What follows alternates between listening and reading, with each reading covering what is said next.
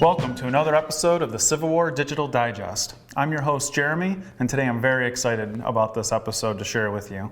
For starters, I'm at one of my favorite places, historic Fort Wayne in Detroit, Michigan. Now this is relevant to what we're going to discuss today because we're making General Silas Casey's beef stew. General Casey came to the fort and took command of it in December 1865 as Colonel of the 4th Infantry after the war. So there's a chance that this very stew that we're going to make today, just maybe, was served in this mess hall that we're in today. So we're going to go back, though, to 1862 in November. General Silas Casey was in command of some troops, and he noticed that the volunteers did not know what to do with their rations. He also noticed that the officers weren't paying attention to what the regulations said, that they needed to be inspecting the kitchens and the conditions of the men's food.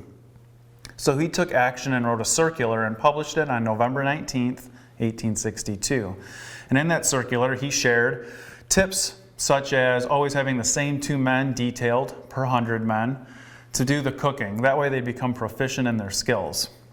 I'm sure everyone that's tried to cook out in the field can appreciate that tip. It's definitely a skill that takes practice to not burn or undercook things. He also made sure that he provided recipes to provide wholesome food for the soldiers. So let's get started on what he called for.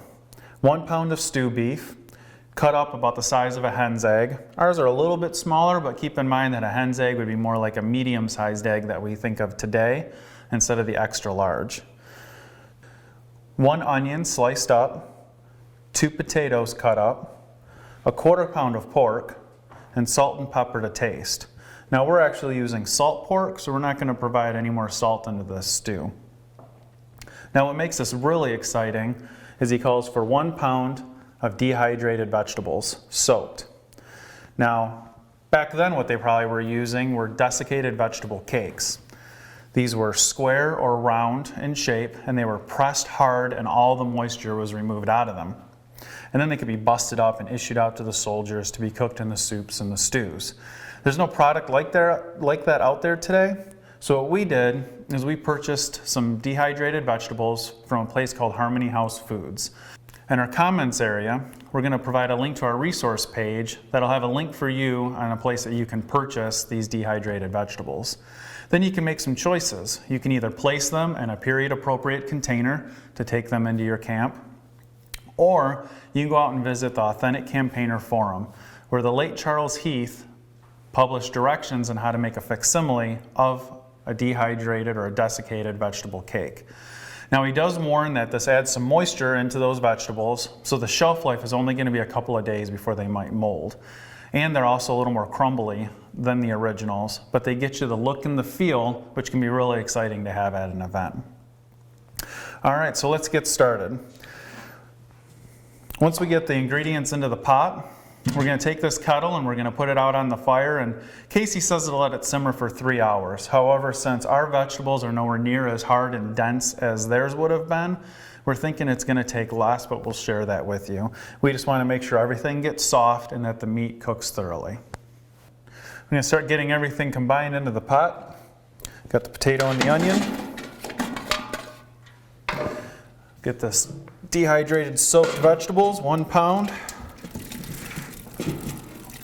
And there's a mixture of carrot, cabbage, peas, and a lot of other things that I just can't even tell what they are.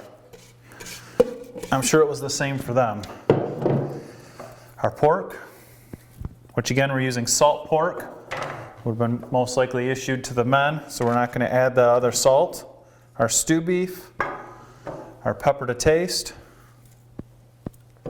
and then the last ingredient is enough water to cover.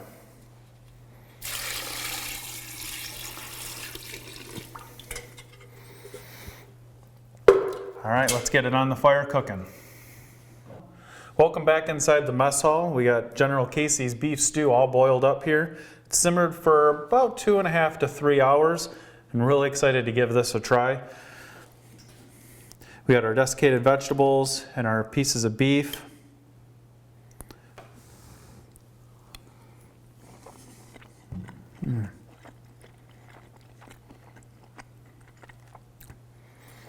I would say that is definitely a good stew.